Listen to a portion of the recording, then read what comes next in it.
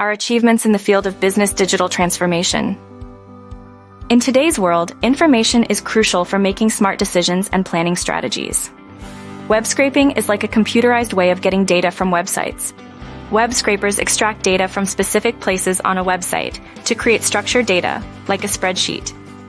Imagine if you tried to copy everything from a website and paste it into Excel.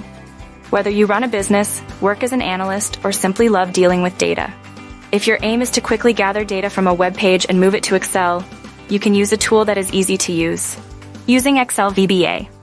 In Excel, there is a potent feature known as VBA, Visual Basic for Applications. Using Excel web queries. Excel allows you to create web queries that extract data from websites. Excel tools such as VBA and web queries can get data from web pages, but they might struggle with complicated web page designs or daily extraction needs. Using web scraping to scrape data from Excel responsibly is akin to having a robust tool for collecting valuable information from the vast internet.